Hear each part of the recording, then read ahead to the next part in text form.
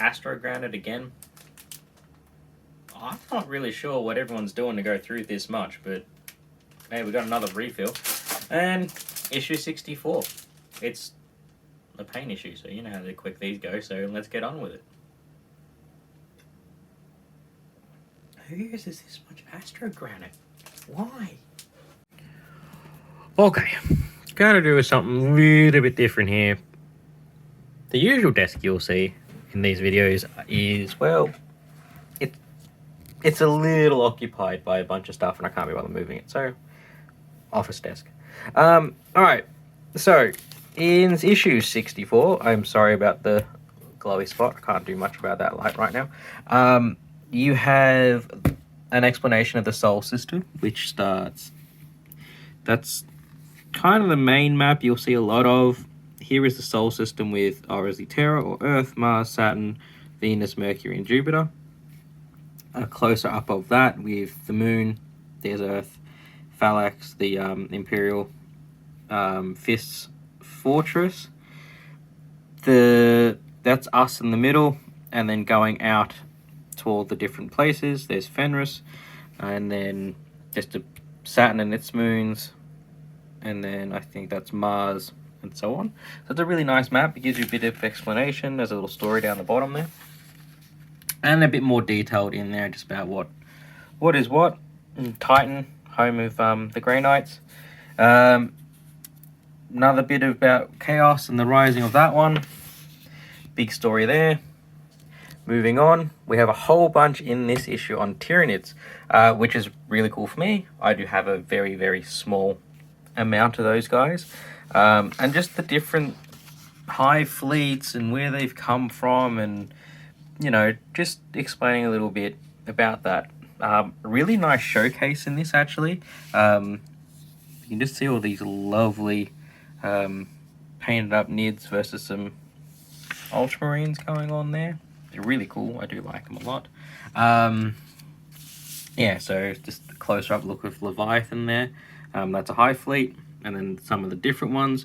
I run my own. I have a custom one, so mine look really much kind of different from all this. But there's a nice looker there.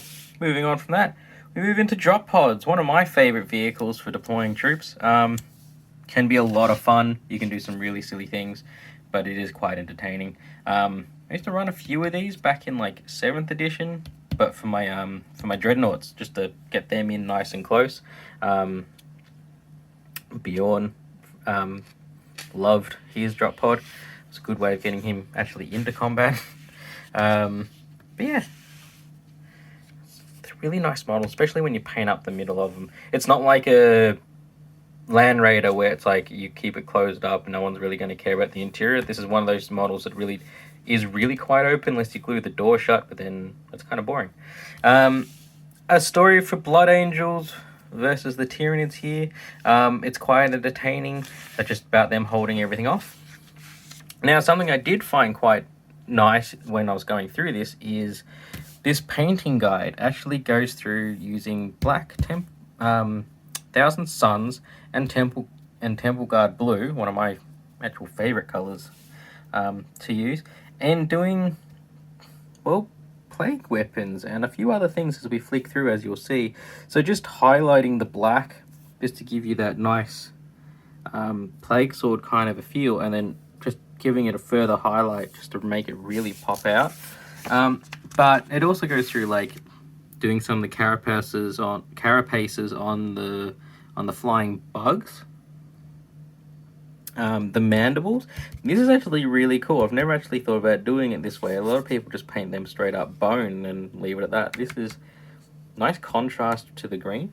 Edge highlighting some of the vials and things like that, and glass panels all the way through, as you can see there.